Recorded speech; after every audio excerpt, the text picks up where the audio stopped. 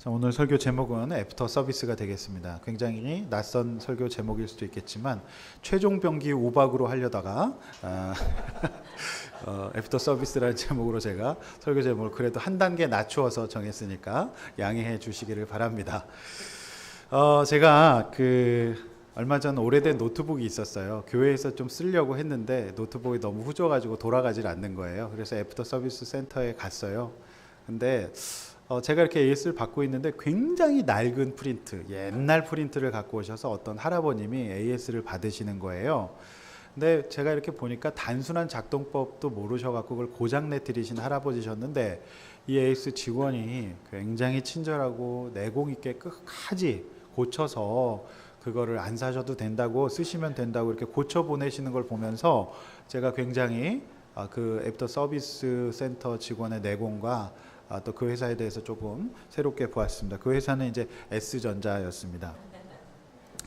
요즘에 물건을 판 뒤에 과정이 잘 되고 있느냐 아니냐에 따라서 물건을 구매하는 분들이 굉장히 구매의 기준으로 삼고 계셔요. AS가 잘 돼야, 즉 사후 조치가 잘 돼야만 좋은 제품이죠.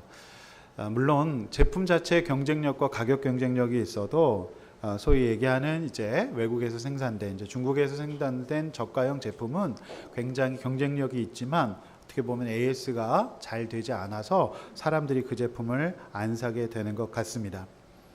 오늘 이 사후 조치, 애프터 서비스에 대해서 함께 말씀을 나누려고 하는데, 지난주에 거짓으로 속여서 이스라엘 백성들 가운데 들어온 기브온 백성이 물깃고 나무 패는 자가 되었습니다. 그런데 오늘 본문에는 이들과의 언약, 죄악 때문에 굉장한 사후 조치, 애프터 서비스를 해야 되는 사건을 맞이하게 됩니다. 그들이 공격을 당하게 된 것입니다. 자, 오늘 이 기브온 백성에 대한 AS, 애프터 서비스에 대해서 저는 오늘 세 가지로 함께 말씀을 나누고 교훈받고 적용하고자 하는 것입니다. 오늘 첫 번째로 악한 애프터 서비스를 하는 자들이 나오고 있습니다. 1절에서 5절 말씀 있습니다. 1절에서 2절 말씀 한번 띄워주시고 우리 같이 한번 더 집중해서 한번 더 읽어보도록 하겠습니다. 읽겠습니다. 그때 여호수아가 아이를 빼앗아 진멸하되 여리고와 그 왕에게 행한 것과 같이 아이와 그 왕에게 행한 것과 또 기브온 주민이 이스라엘과 화친하여 그 중에 있다함을 예루살렘 왕 아도니색이 듣고 크게 두려워하였으니 이는 기브온 왕도와 같은 큰 성읍이요 아이보다 크고 그 사람들은 심히 강함이라. 자, 그때는 언제죠? 이 이스라엘 백성이 기브온과 화친을 맺었을 때입니다. 유일한 투항 세력이었던 그들에게 소근격이었지만 기브온 백성은 생명을 부지하고 굉장히 잘 나갔던 왕도에 능력이 있었던 시민들이었지만 겸손히 물깃고 성전에서 나무 패는 자의 삶을 감사함으로 받아들인 시점이었습니다. 이때 예루살렘 왕 아도니색, 가나안 남부 6국가들 중에 아도니색이라고 하는 왕은요, 의의 주인이라고 했던, 굉장히 주도적인 역할을 했던 그런 가나안 남부의 왕이었어요. 이 사람의 반응이 나오는데 굉장히 두려워하면서 동시에 분노를 느꼈던 것 같습니다. 아마 이런 생각을 했을 것 같아요. 이 기브온은 작은 성도 아니었어요. 남부 6국가의 연합 중에 중요한 역할을 했던 한 축으로서 그들이 전략적으로 매우 중요한 역할을 하고 있었는데 내심 의지하고 힘을 모아서 여호수아 이스라엘 백성들을 무찌르고 싶지 않았겠습니까? 왜냐하면 그것이 안 되면 자신들이 쫓겨나야 되고 모든 것들을 다 내려놓았어야 했기 때문입니다. 그 소식을 듣고 그 중요한 축이었던 기브온 백성이 이제 이스라엘에게 투항하고 화친을 맺어가지고 성전에서 물깃고 나무 패는 자가 되었다는 얘기를 듣고 아도니색 왕의 마음은 어땠을까요? 저는 두 가지 마음을 겪게 되었을 거라 생각해요. 한 가지는 배신감. 자기들만 살겠다고 어떻게 그러냐. 그런 어떤 배신감과 너희들은 자존심도 없냐. 너희가 작은 왕도 아닌데 굉장히 큰 성 아닙니까? 왕도와 같은 성이에요. 아이성과 같은 작은 성도 아니고 그들은 실제로 군사력도 꽤 강했다라고 말씀은 기록되어 있습니다. 근데 굉장히 그들의 마음이 어떻겠어요? 이 가나안 나머지 백성들은 분노도 느꼈겠고 또 서운함도 느꼈겠고 그랬을 것 같아요. 동시에 또 하나는 공포였을 거라고 생각돼요. 왜냐하면 야, 쟤네들이 강한 애들인데 약한 애들이 아닌데 어떻게 저렇게 넘어가지? 정말 이스라엘 백성이 그렇게 강한가? 우리도 저렇게 화친을 제외하지 않으면 이 아이성과 그 다음에 여리고성 백성들처럼 완전히 진멸되지 않을까? 이 진멸되어 갖고 돌무더기로 남았다는 것, 그 소문으로 듣지 않았겠습니까? 그러니까 이 공포의 마음이 동시에 들였을 것 같아요. 두렵기도 하고 화도 나고 공포스럽기도 하고 어정쩡한 그런 상태에 있었을 것 같습니다. 제가 이 본문을 보면서 느낀 것은 아무리 생각해봐도 수많은 사람들 중에 우리가 예수 믿고 구원받은 것은 정말 기적이라는 생각이 듭니다.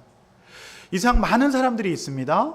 그런데 우리가 예수 믿는 것을 자연스러운 것으로 받아들이고 예배드리는 것을 당연하게 생각하는 것은 정말 기적 중에 기적이 아닐까 싶습니다. 세상 사람들은요, 아직도 예수 믿고 우리가 하나님 앞에 헌신하고 11조를 드리고 공동체를 위하여서 애쓰는 것을 이상하게 생각하고 때로는 비합리적으로 생각하고 욕을 하기도 하는 사람도 있습니다. 제가 이렇게 학생들을 전도를 해보면 대부분 그런 학생들이 막 이렇게 대적을 해요.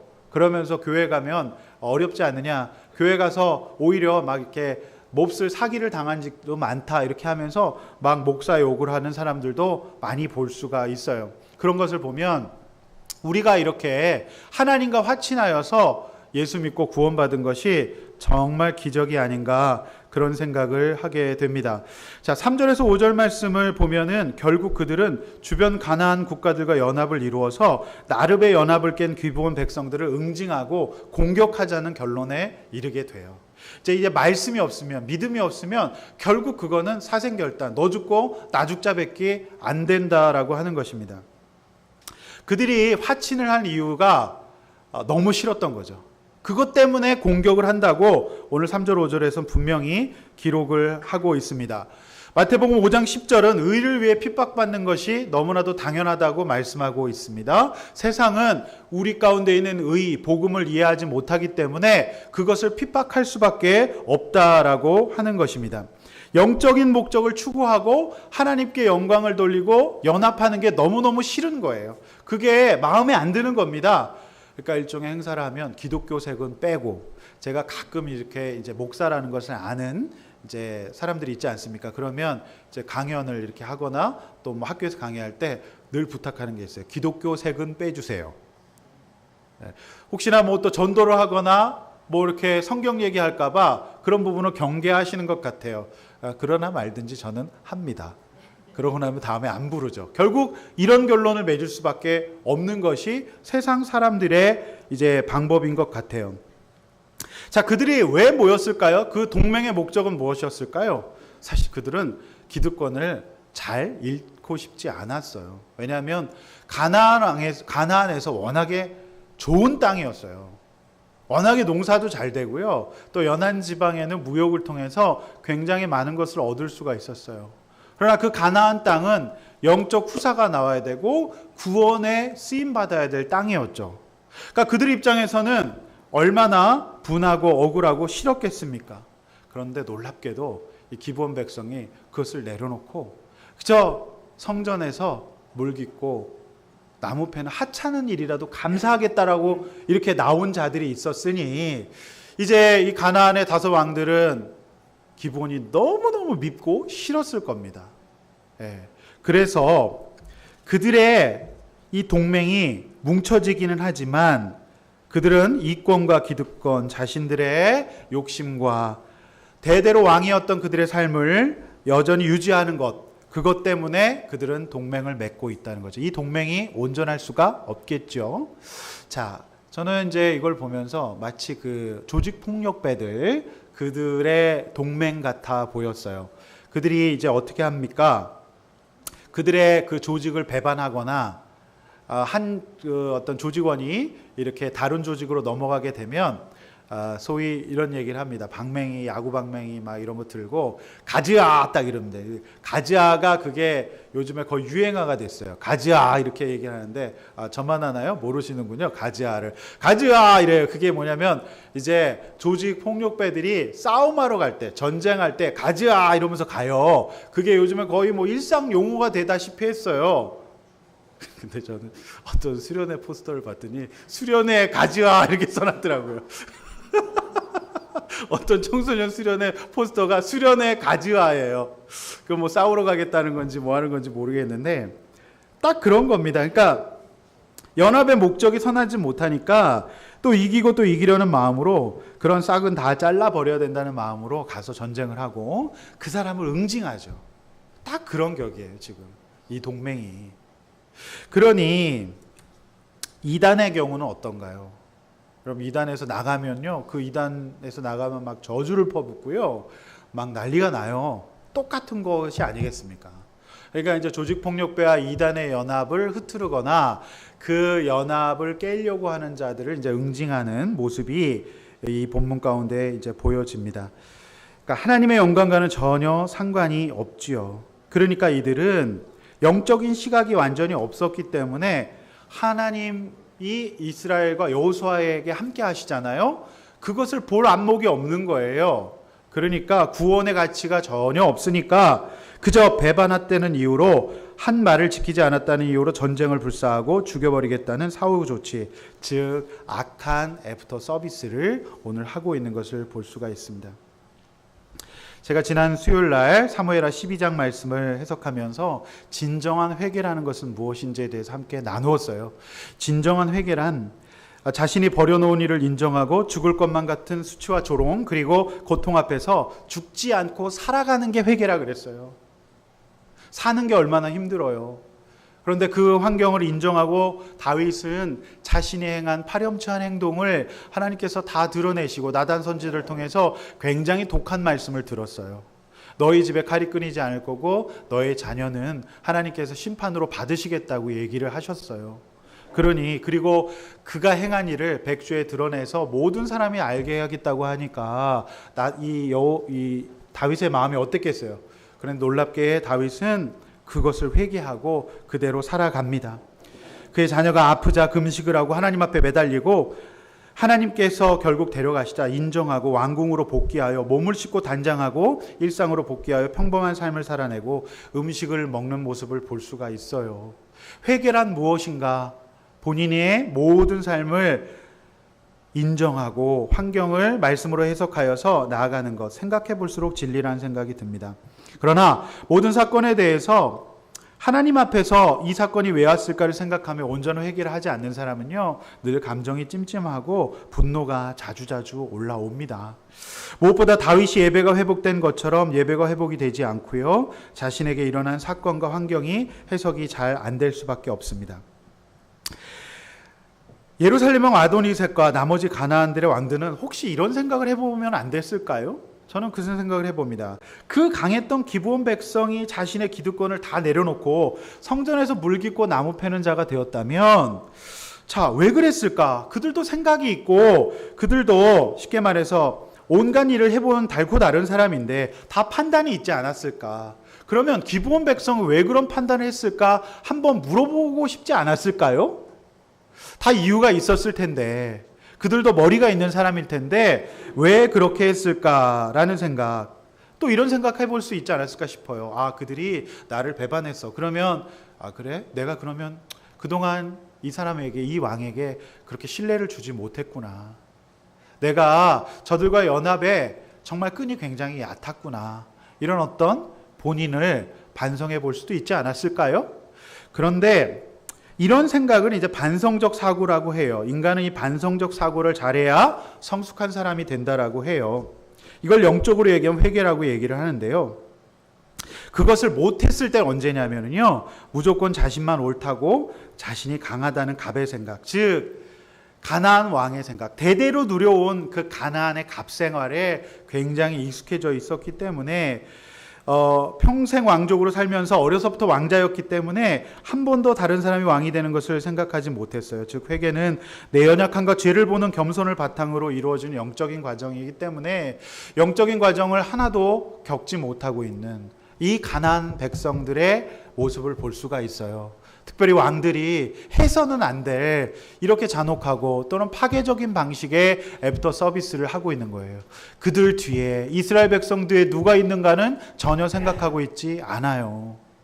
이 얼마나 영적인 감각, 반성적 사고, 회개하는 것이 나를 살리고 가족을 살리고 나라를 살리는 것인지 모릅니다. 이것이 전혀 없었다는 거죠. 그래서 우리는 모든 사건 속에서 상대방의 입장을 생각해 보고 왜 그런 말과 행동을 했을까를 생각해 보아야 합니다. 그렇지 못하면 결과는 항상 파국으로 끝나는 것 같아요. 오늘 이 가나안 백성이 굉장한 파국을 맞이하게 됩니다. 무지막지해요. 커다란 우박이 머리에 떨어져서 죽습니다. 얼마나 무섭습니까? 그들은 결국 배신한 놈을 죽여야 된다는 논리, 그 과정에 하나님은 없고 나와 내 감정만 시퍼렇게 살아남게 됩니다. 가나안 남부의 왕들이 그랬습니다. 그들은 왜 화친을 못했을까요? 가나안 백성 가운데 기브온과 라합은 화친을 했어요. 살겠다고 찾아 나오면 하나님께서 받아주십니다. 신년이 되면 해방이 되어 그들도 하나님 백성으로 살아갈 수 있는 날이 오지 않을까요? 그때까지만 잘 인내하고 버티면 하나님께서 그들에게도 새로운 삶의 길을 열어주실 줄로 믿습니다. 교회가 참 안타깝지만 교회도 이 가나안의 남부 연합군처럼 싸우는 경우가 많습니다. 왜 그럴까요? 그 싸움에서 편이 갈리고 나쁜 사람과 좋은 사람이 갈리는 이유는 뭘까요? 그것은 하나님 앞에서 자신이 가나안의 남부의 왕들처럼 살면 그렇습니다. 이유는 교회라고 할지라도 인간적인 연합과 욕심, 개인의 욕망과 욕심으로 모여서 작동할 경우에 누가 잘났나 누가 높은가 경쟁하며 싸우게 되는 것입니다. 그러나 내가 빚지고 한란당 원통한 자들 살리고 나보다 다른 사람 높여주고 구원하기 위해서 모인 교회는 먼저 자신을 돌아보고 자신이 왕이 되려 하지 않기 때문에 덜 싸울 수 있고 항상 하나님 앞에서 싸움보다 회개와 화해와 용서의 이런 결정을 내릴 수가 있는 것 같습니다. 그러므로 여러분, 누구와 요즘 싸우고 싶으세요? 항상 문제가 생기면 싸우고 헤어지는 파국으로 끝나는 가난한 사람은 아닙니까? 그것도 모자라 반드시 응징하는 악한 애프터 서비스까지 해야만 즉성이 풀리는 사람은 아닙니까? 자신이 왕이 되어 모든 것을 설정하고 결정하고 싸움닭처럼 싸우는 일을 그만두고 왕 대신 하나님 앞에 무릎을 꿇고 회개할 수 있는 우리 모두가 되기를 간절히 축원합니다. 그래서 우리 첫 번째 대지에서는 이런 나눔을 한번 해보시길 바랍니다. 자, 속임수와 배신을 당했을 때 나는 어떻게 합니까? 그리고 지구 끝까지 쫓아가서 응징을 해야 하는 사람은 아닙니까? 또 두려움과 분노의 순간에 나를 돌아보고 반성적 사고, 즉 회개를 하고 있는지 한번 잘 생각해 보시기를 바랍니다. 그동안 여러분은 가나안의 왕들처럼 사건을 맞이하셨습니까? 아니면 하나님 앞에서 사건을 맞이하셨습니까? 한번 잘 나눠보시기를 바랍니다. 이제 두 번째, 의로운 AS를 행하는 애프터 서비스를 하는 자들의 모습이 나옵니다. 자, 6절, 7절 말씀 두 절 연달아서 한번 읽어보겠습니다. 기브온 사람들이 길갈 진영에서 사람을 보내어 여호수아에게 전하되 당신의 종들 돕기를 더디하지 마시고 속히 우리에게 올라와 우리를 구하소서. 산지에 거주하는 아모리 사람의 왕들이 다 모여 우리를 치나이다 하매 여호수아가 모든 군사와 용사와 더불어 길갈에서 올라가니라. 사랑하는 성도 여러분, 저는 이 이스라엘 백성들에게 기브온 백성이란 어떤 존재였을까를 묵상해 보았습니다. 참 성가시고 귀찮은 존재가 아니었을까요? 자, 이들 화친 맺은 것으로 굉장한 원망을 들었습니다. 공동체가 들썩거렸습니다. 그런데 그것뿐만이 아니라 속이고 들어온 것도 미운데 이들이 가나안 백성들의 미움을 받아가지고 오늘 전쟁을 겪게 된 것이에요. 그런데 전쟁을 자기들끼리 싸우면 그만일 텐데 오늘 이스라엘 백성에게 당신들이 우리와 조약을 맺었으니 와서 전쟁을 해달라고 그렇게 얘기해요. 그러니 이거는 물에 빠진 사람 건져놨더니 보따리 내놓으라는 그런 격이 아니겠습니까? 아까 제가 일부 예배 때는 그런 얘기했어요. 핸드폰을 줬더니 통신비 가입해달라. 그런 얘기랑 똑같은 얘기가 아니겠습니까? 굉장히 이스라엘 백성들로서는 귀찮고 힘든 존재였을 것 같아요. 전쟁에 참여해달라. 와, 이 전쟁인데요. 그리고 여호수아는 기본적으로 쫄보기 때문에 전쟁 때마다 거의 공황장애를 겪어요. 오늘 본문에도 두려웠다는 것이 또 나오거든요. 굉장히 부담스럽고 어려운 일입니다. 그러나 그 청을 보면 거절할 수가 없었어요. 그들은 지정되었던 그들의 사역지였던 길갈의 성소에서 여전히 머물러 있었고 물 깃고 나무 패는 일을 잘하고 있었고요. 여호수아에게 겸손히 이렇게 얘기합니다. 당신의 종들이 지금 죽게 생겼으니 제발 도와달라. 당신의 종들이 죽게 되었으니 도와달라 하면서 계속해서 나무를 패는 거죠. 그리고 물을 등에다 지고 나무 패면서 당신의 종들이 죽게 되었으니 도와주세요. 그렇게 얘기했을 것 같아요. 애원하는 그들, 아무도 항복하지 않았던 시점에서 살려달라고, 그저 살려달라고 애원하는 그들을 살려놓았더니 전쟁까지 치러줘야 하는 것입니다. 인간적으로 생각하면 속은 것도 억울하고 그들을 받은 것 때문에 이스라엘 백성에게 욕먹은 것도 억울해요. 공동체가 들썩거렸어요. 그런데도 싸움을 싸워달라. 귀찮기나 하늘을 찌르고 저들을 구하기 위하여 전쟁, 즉 자신의 희생을 감수하고 자신이 죽을지도 모르는 극기와 은혜를 감당하면서 피 흘려가면서 구해내야 하나 싶은 생각이 들지 않았겠습니까? 그런데 7절 말씀에는 여호수아가 한치의 머무름도 없어요. 고민하지 않아요. 도와주세요. 당신의 종들이니까 우리를 도와주세요 하니까 소위 우리 교회에서 하는 말, 정말 저는 이 말이 굉장히 마음이 어려운데요. 기도해 보겠습니다. 이런 거 하지 않아요. 도와주세요 하니까 한번 기도해 보고요. 이런 말 하지 않아요. 차라리 생각해 보고요. 그렇게 얘기하는 게 맞는 것 같아요. 완곡한 거절의 표현을 우리는 기도해 보겠습니다. 이런 말 많이 하지 않습니까? 근데 여호수아는 갈등하지 않아요. 잠깐 시간을 달라든지 기도해 보겠습니다. 이런 말 안 해요. 말이 떨어지게 무섭게 바로 야간에 바로 올라갑니다. 밤이었어요. 오늘 또 이런 말 할 수 있지만 오늘 늦었으니까 내일 하시죠. 근데 지금 이제 언제 쳐들어올지 모르기 때문에 야간이었는데도 바로 올라가요. 말이 떨어지기 무섭게 바로 출발합니다. 너무 놀라운 거는 그것 때문에 하나님께서 태양의 조명을 비춰주세요. 정말 압권입니다. 예. 그래서 이제 세 번째 대지가 애프터 서비스의 종결자는 하나님이거든요. 여러분, 이 두 번째 대지에서 묵상할 게 굉장히 많아요. 남부 연합군이 기세 등등하게 모였어요. 정말 너무 무서워. 그래서 오직 여호수아 이스라엘 군사들은 동맹이 없어요. 혼자예요. 자기밖에 없어요. 그런데 그 싸움에 두려워하지 않고 나아갑니다. 8절을 한 번 더 읽도록 하겠습니다. 8절 말씀 시작. 그때 여호와께서 여호수아에게 이르시되 그들을 두려워하지 말라. 내가 그들을 내 손에 넘겨주었으니 그들 중에서 한 사람도 너를 당할 자가 없으리라 하신지라. 자, 이 선택, 이 판단이 옳았다는 것을 하나님께서 바로 말씀해 주세요. 놀라운 건 잘 보시면 하나님 말씀 듣고 하나님이 지지해 주신 게 아니에요. 먼저 여호수아가 하나님의 이름으로 언약을 했기 때문에 본인의 적용으로 올라간 뒤에 올라갔을 때 그때 하나님께서 빵 도장을 찍어주세요. 옳다, 잘했다, 적용 잘했다, 올라가는 게 맞다, 그들 도와주는 게 맞다 하면서 빵 도장을 찍어주면서 쫄보였던 여호수아에게 두려워하지 말라. 1장 8절에서 나왔던 그 말씀을 또 주시는 것입니다. 할렐루야. 사랑하는 성도 여러분, 지난주에 제가 말씀드린 바와 같이 여호수아 9장은 기브온 백성들의 속임수와 이스라엘 백성들의 조급함이 아니라 이스라엘 백성들을 대하는 가나안 왕들의 반응이 핵심이라고 말씀을 드렸어요. 즉 아무도 그런 반응을 보이고 있지 않았고 지금 하나님의 백성들과 화친했다고 전쟁을 벌이고자 하는 이들을 도와주는 것은 당연하다고, 너무 잘했다고, 너 힘든 적용했다고, 귀하다고, 이 가나안 백성들처럼 악한 애프터 서비스 하지 않는구나. 네가 부담스러워도 네가 하나님의 이름으로 언약 맺은 거, 네가 끝까지 책임지는 거 너무 잘했다. 내가 너와 함께 하겠다. 너를 돕겠다라고 하나님께서 지지 선언을 해주시는 것입니다. 할렐루야. 여러분 왜 그러실까요? 그저 살아남고자 살고자 넘어온 그들을 하나님의 이름으로 화친했기 때문에 하나님의 이름이 회방을 받아서도 안 돼요. 그리고 여호수아와 이스라엘 백성들은 기브온 백성들을 돕는 것이 당연한 일입니다.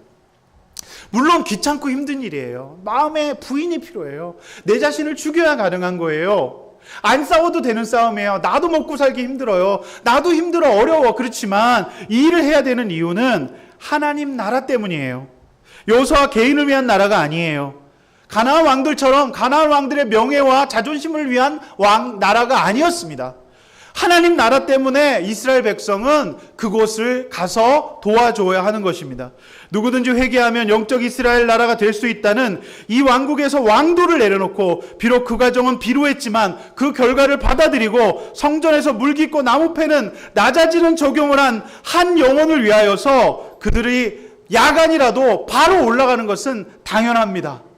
바로 경광등을 켜고 빨리 올라가야 되는 것은 당연한 일입니다. 그러나 믿음이 없으면, 영적 감각이 없으면 당장 해야 될 일을 하지 않고 미루고 내 감정이 휩싸여서 머뭇거리는 우리의 모습들을 봅니다. 그 인간론의 핵심이 인간적인 것의 전형적인 모습이 악한 AS를 하는 거예요. 그게 바로 가나안 왕들의 모습이었습니다.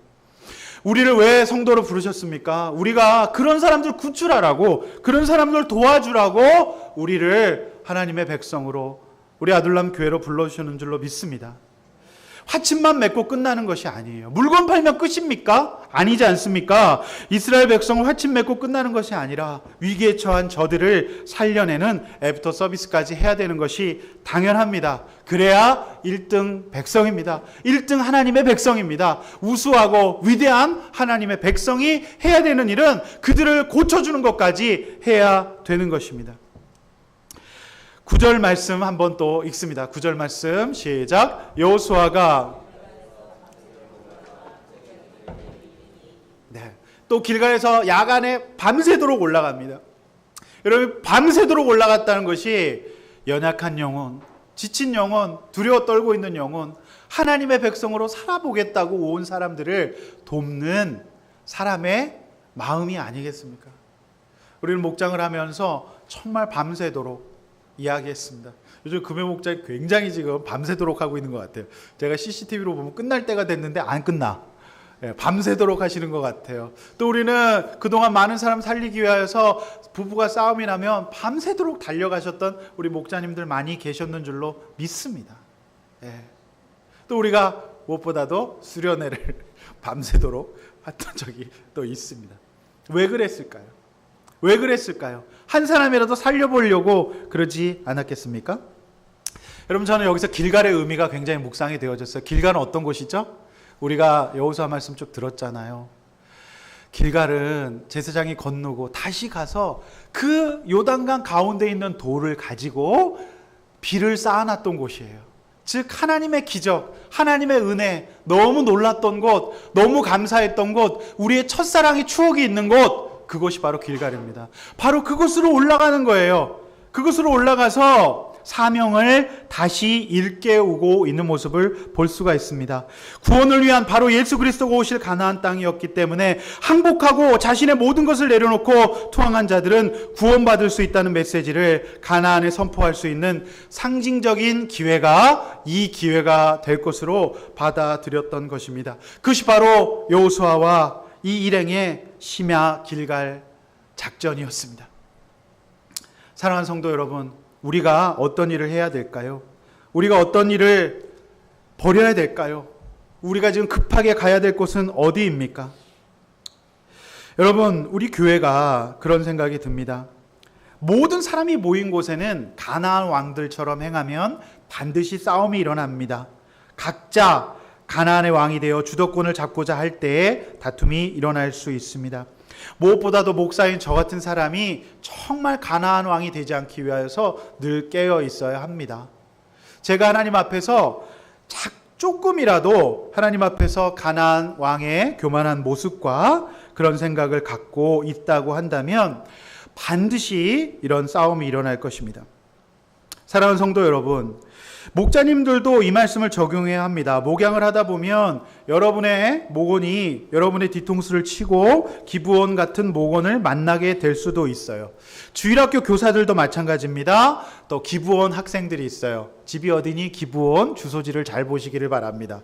그 기부원 학생은 너무너무 함부로 하고 말을 안 듣고 막 행동하는 그런 학생을 보게 될 수도 있어요.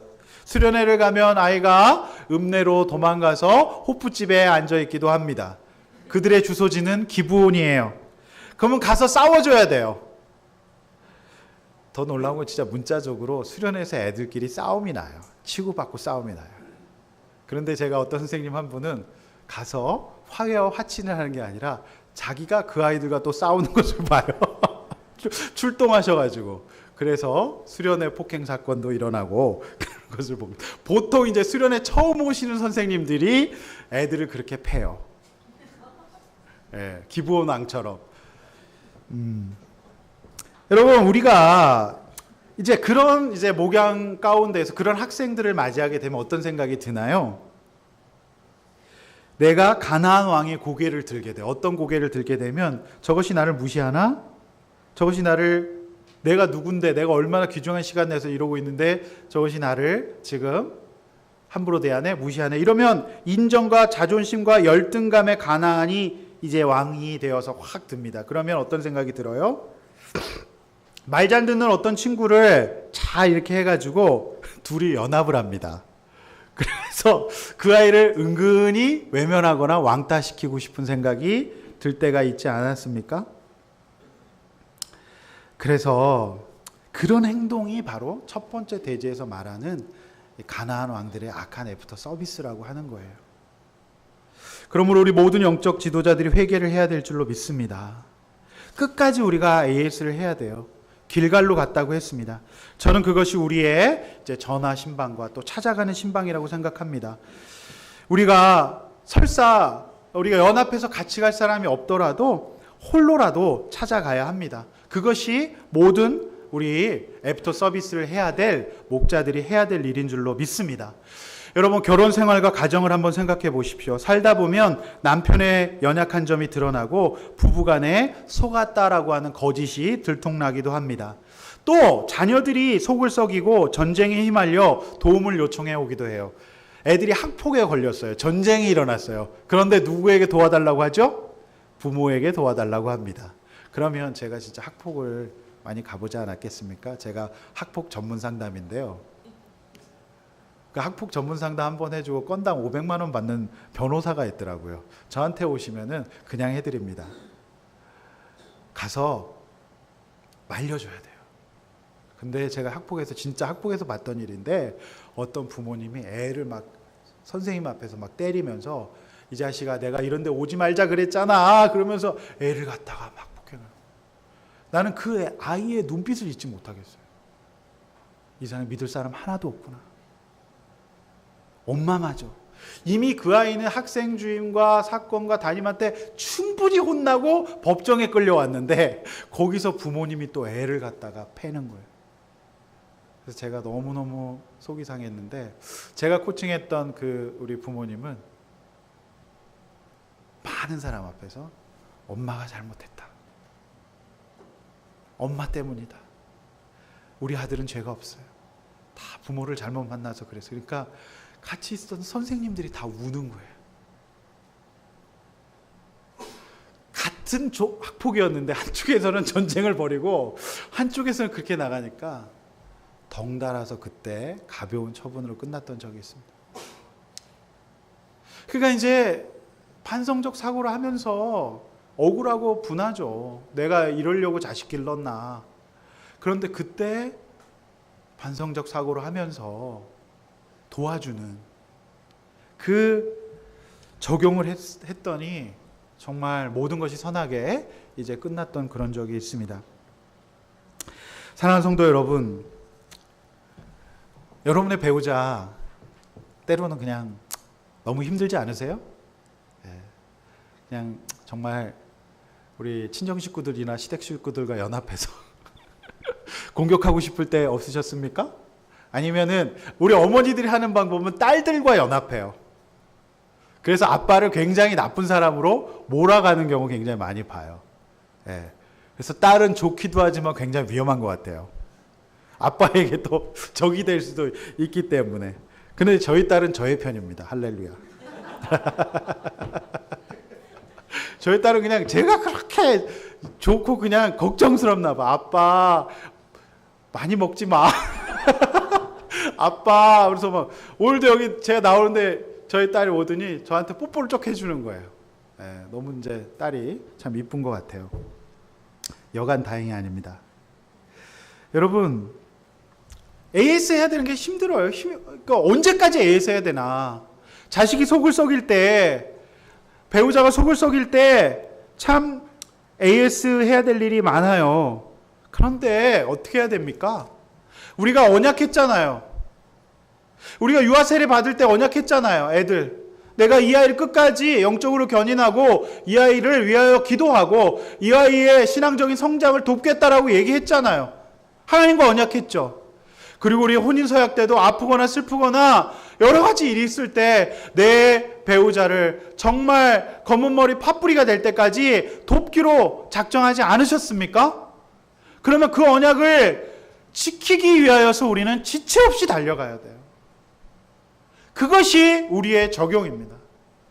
아멘. 우리 부부목장 보고서에 이런 내용이 있었어요. 이 남편이 굉장히 착하고 정말 책임감 강한 남편인데, 우리 남편은 진짜 다른 나 외에 다른 사람이 지나가면 쳐다보지도 않을 거라고 생각을 했는데 이제 슬쩍 보게 되는 사건이 있었다 그래요. 그래서 그때 이후에 포텐이 터져서 디리디리 싸우기 시작했다 그러죠. 네, 디리디리 이거 뭐예요? 첫 번째 악한 애프터 서비스를 한 거죠. 디리디리 전쟁을 베풀었어요. 그래서 그 하나가 무너져서 죽을 것 같이 힘들었다라고 하는 목장 보고서를 읽게 되었습니다. 할렐루야. 저도 이제 목장 보고서를 인용해서 설교를 할 수 있는 이런 목사가 되었습니다. 할렐루야. 얼마나 감사한지 몰라요. 그러니까 배우자에게 실망되고 속상할 때가 있지요. 그러면 어떻게 해요? 세상 사람들은 못 산다 그래요. 내가 이렇게 살아서 뭐 하겠느냐? 살 이유가 없다면서 디리디리 싸워요. 그렇게 해서 되겠습니까? 남자는 연약한지라 그럴 수 있어요. 여러분, 다윗 보고 은혜 받으시길 바랍니다. 네, 적어도 다윗보단 낫잖아요. 그러니까 다윗에 비해서는 아무것도 아니야. 그러니까 은혜 받으시길 바랍니다. 그러므로 가정은 끝까지 AS가 필요해요. 끝까지 소통해야 되고 끝까지 중수해야 마땅한 신령한 곳인 줄로 믿습니다. 서로의 구원과 하나님의 이름의 회방을 받지 않도록 끝까지 고쳐 써야 될 줄로 믿습니다. 따라서 해봅시다. 고쳐 씁시다. 고쳐 씁시다.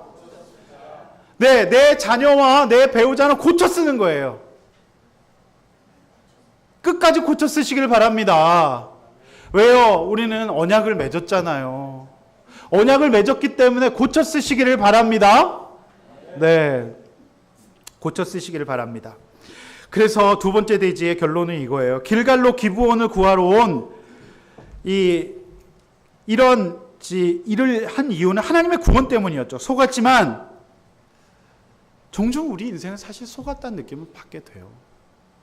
피차가. 그때 우리는 어떻게 해야 됩니까? 만약 상대가 하나님의 구원과 하나님의 이름을 위하여서 일한다면 용서하고 찾아가 그들을 위해 싸워 주어야 합니다. 그게 도리예요. 누구에게 속았습니까? 배신을 당했습니까?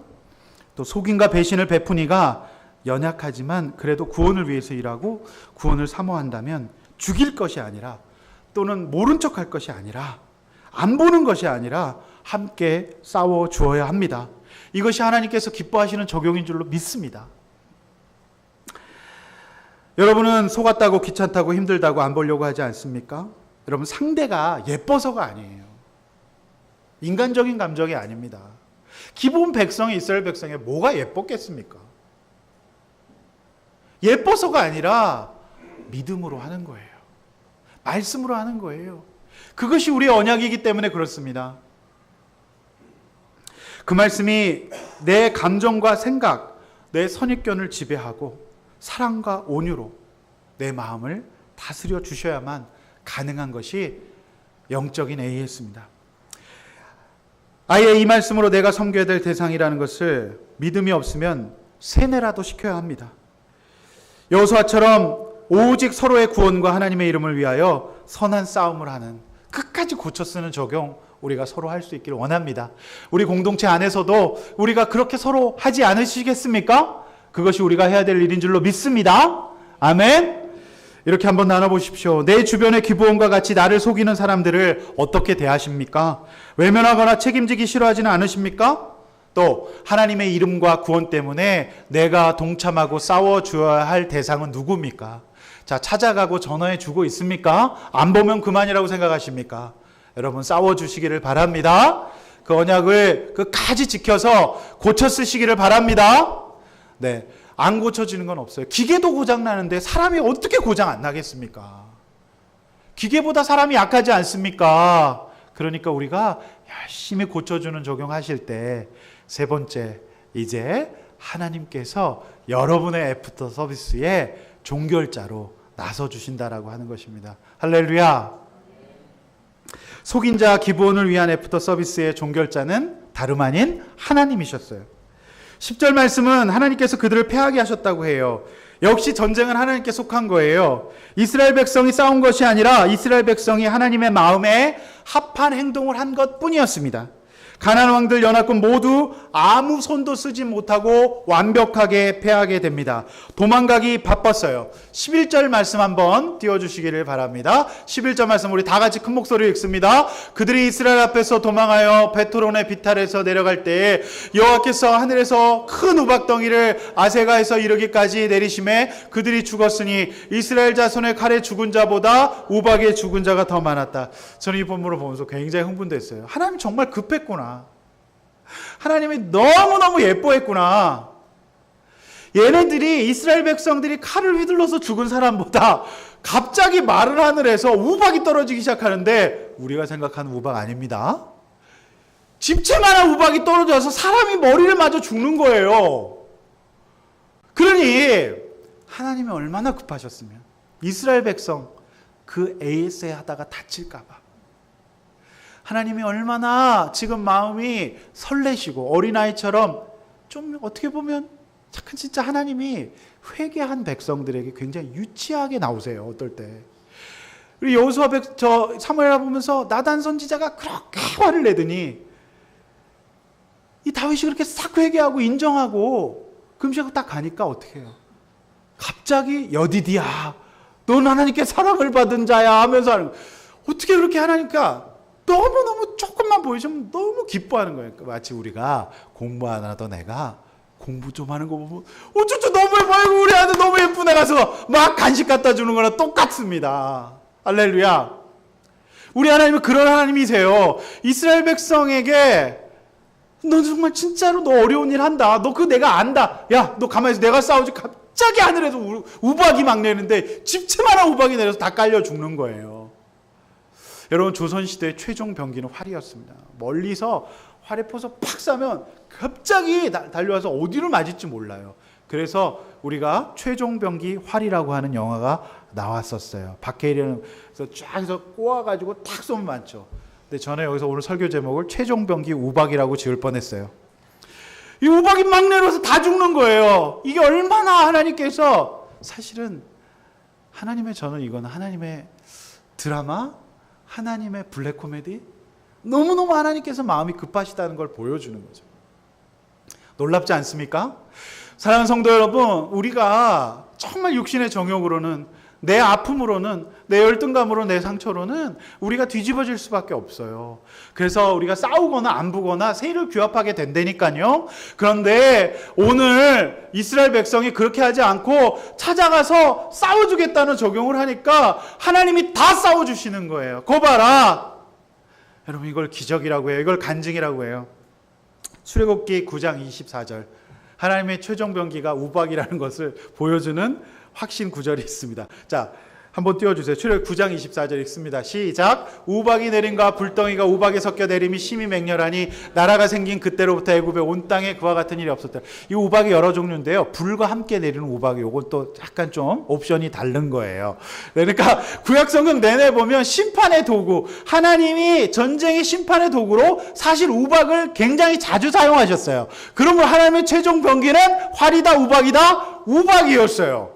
여기 우박은 불우박이에요.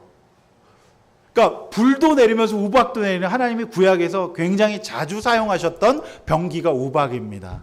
사랑하는 성도 여러분, 우리가 진짜로 우리의 마음과 감정에 내가 왕 되고자 하는, 또는 내 마음속에 열등감의 왕이 올라올 때 과감하게 제어하시고 우리가 믿음으로 나가면 하나님께서 우리의 싸움 다 싸워주시고 승리하실 줄로 믿습니다. 여러분, 적용을 하시면 하나님께서 분명히 승리케 하실 줄로 믿어요. 우리는 봤습니다. 정말 변할 것 같지 않았던 사람들, 정말 변할 것 같지 않았던 사람들이 하나님의 우박을 맞고 돌아와가지고 우박을 너무 무서워하고 싫어하시는 성도님들 많이 계세요.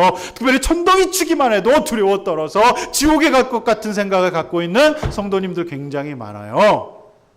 어떠세요? 사실 우리 우용 집사님의 오늘 기도 같은 게 진짜로 저게 바로 우박 맞은 성도의 기도가 되겠어요. 우리 유 집사님이 약간 앞머리가 없으세요. 우박 때문에 그렇게 되신 거예요. 정말 그 기도가 너무 순수하고 감동적이지 않습니까? 죄 고백이 들어있고 회개와 용서가 들어있어요. 어떻게 할 수 있었을까요? 그는 우리 그래도 김은우 집사님이 적용하셨기 때문이에요. 김은우 집사님 어떻게 했어요? 재결합으로 찾아가는 적용을 했어요. 저만 하면 안 보고 안 산다고 얘기합니다. 그런데 어떻게 해요? 가서 언약을 지켰잖아요. 가정을 깨지 않으셨어요. 너무너무 놀라운 적용이죠. 사랑하는 성도 여러분, 하나님은 지금도 우박을 만땅 충전하고 계십니다. 할렐루야. 할렐루야. 하나님의 총기고에는 우박이 가득하고 거기 지금 불까지도 같이 지금 끓고 있어요. 누가 지금 적용하나, 누가 지금 싸움하나, 누가 지금 하나님 말씀 듣고 그대로 하나. 의여가 이번 주 수련회 승리하자.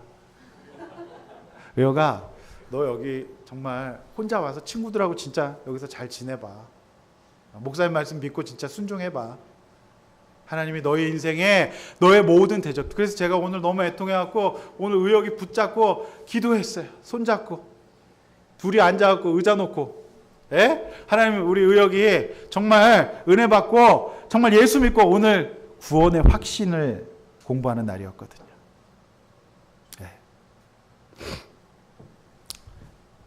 사랑하는 성도 여러분, 우박이 올 줄로 믿습니다. 자, 이것까지만 된다면 굉장히 저는 하나님이 조금 좀 약하다 이런 생각이 들 텐데, 하나님 여기서 대박, 태양까지 동원하세요.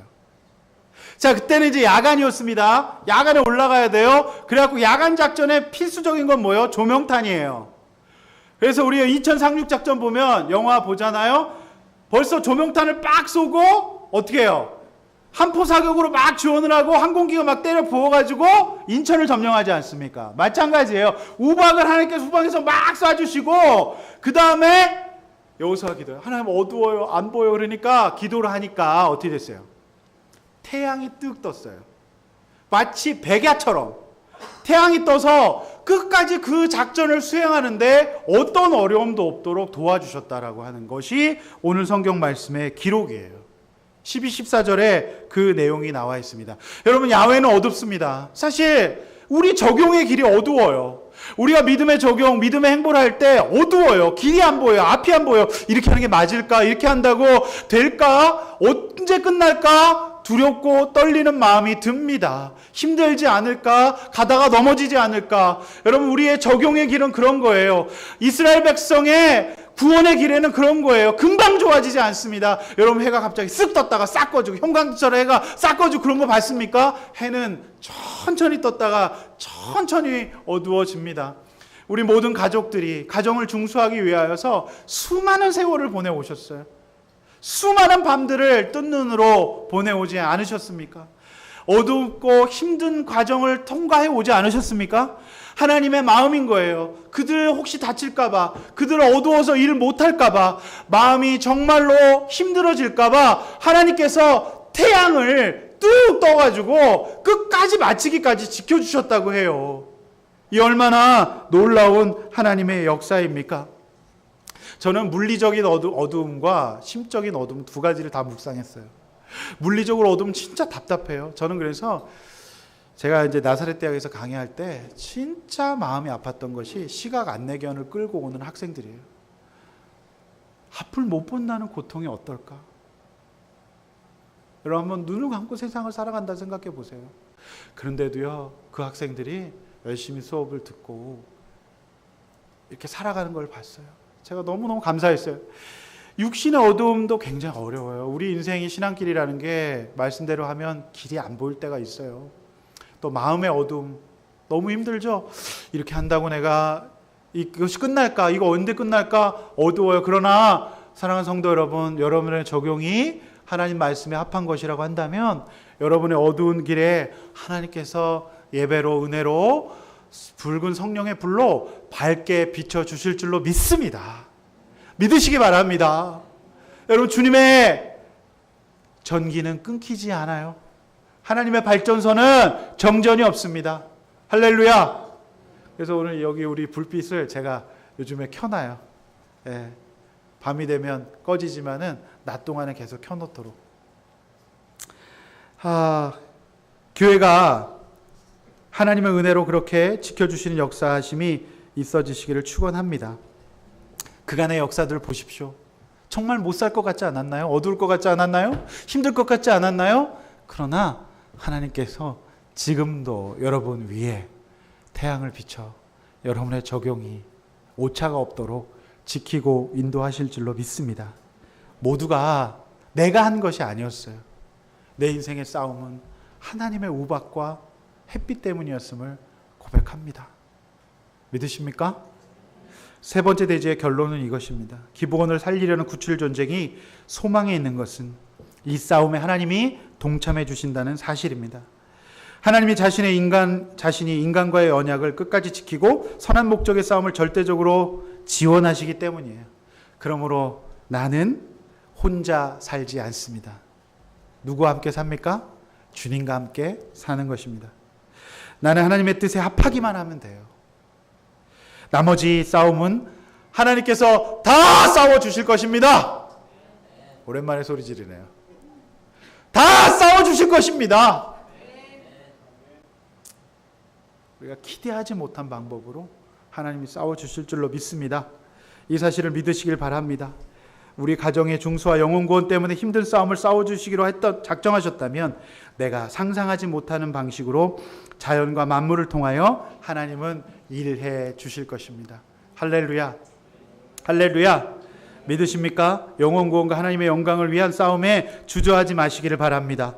끝까지 싸우면, 아니 내가 그 싸움에 나서기만 한다면 하나님께서 반드시 승리하게 되실 줄로 믿습니다. 지금 제 제자가 지금 몽골에서, 우리가 가야 될 몽골에서 자전거를 타고 사막을 횡단하고 있어요. 그 내용을 보시면 기가 찬데, 제가 그 친구를 한번 우리 교회 초대하려고 그래요. 믿는 친구인데요. 놀라운 건요, 그 친구가 누구랑 지금 함께 하고 있는지 아십니까?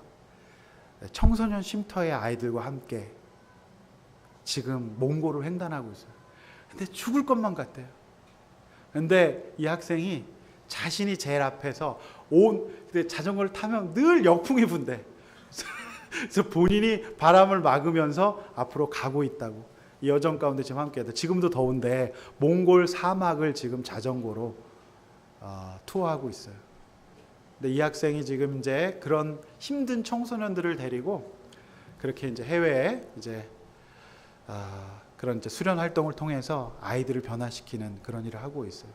네, 그래서 이 친구가 이제 제 수업에 굉장히 잘 들어왔던 친구인데, 저희가 이제 몽골 가니까 한번 가면 널 울란바토르 만나면 우리 집사님들이 너 밥이라도 사줄 텐데 했더니 불행히도 우리가 갔을 때 이미 들어오는 것 같아요. 그래서 이 친구가 이제 그 일을 이제 그런 이제 청소년 지도학과를 나와서 그런 프로그램을 짜서 사람 모집하고 가기 전에 기업체의 후원을 받고 이렇게 해가지고 이제 그 기업을 홍보하고 이제 그걸 가지고 이제 스타트업이죠. 이제 그걸 갖고 이제 강의도 하고 이런 일들을 하고 있어요. 굉장히 신선한 것 같아요. 하나님이 변화되고자 하는 그들의 싸움, 할 수 없다고 했던 그들에게 하나님께서 좀 이제 햇빛을 주시는 게 아니고 거기는 좀 햇빛을 감해 주시는 역사를 좀 주시기를 축원합니다. 할렐루야. 길에서 그냥 텐트 치고 라면 먹고 그렇게 지내고 있어요. 근데 좌절감이 있는 친구들이 사실 이제 청소년 육성법과 수련활동 진흥법에 의해서 연구를 해봤더니 공부뿐만 아니라 이런 활동들을 통해서 애들이 좋아지더라는 결과 때문에 이제 그런 것들이 이제 국가에서도 지원이 되고 있어요. 굉장히 의미 있는 일이라고 생각이 되어집니다. 나중에 한번 이제 볼 수 있는 날이 있었으면 좋겠습니다. 그래서 우리도 한번 이제 기차를 타고 가지만 이제 기차에 내려서 자전거를 한번 타고 가볼까 그런 생각도 이제 해봅니다. 네, 농담입니다. 네, 여러분들이 저를 대적하실 것 같아가지고 그런 일은 하지 않도록 하겠습니다. 사랑하는 성도 여러분, 이런 말씀으로 함께 우리 적용하시길 바랍니다. 내 인생의 승리는 무엇이고 하나님께서 해주셨다는 것을 고백하고 있나요? 여러분이 싸운 게 아니에요. 하나님께서 싸워주실 거예요. 믿고 가시길 바랍니다. 두 번째, 믿음으로 선한 싸움을 적용하지만 불안하고 걱정되진 않습니까? 어둠이 걱정되십니까? 여러분의 전투력이 걱정되십니까? 여러분, 그러나 하나님이 강하십니다. 그래서 하나님께서 개입해 주셔야 될 지금의 선한 싸움은 무엇인지 놓고 기도하시고 함께 우리 또 나누었으면 좋겠습니다. 말씀을 맺습니다. 회개가 안 되고 인간적인 내 욕심과 정욕 가운데 연합한다면 반드시 사람을 살리지 못하고 죽이거나 안 보려는 시도를 하게 될 거예요. 그러나 하나님의 이름과 구원을 목적으로 한 삶을 살아간다면 끝까지 그 언약을 지키고 모든 부담과 어려움을 끌어안게 될 것입니다. 최종적으로 하나님께서 자신의 뜻에 합하기 때문에 반드시 우리의 믿음의 적용에 동참해 주시고 싸워 주심을 믿고 영적인 애프터 서비스를 멈추지 않는 우리 성도 여러분 되시기를 주님의 이름으로 축원합니다. 아멘. 우리 시간에 찬양하고 우리 시간에 기도하도록 하겠습니다.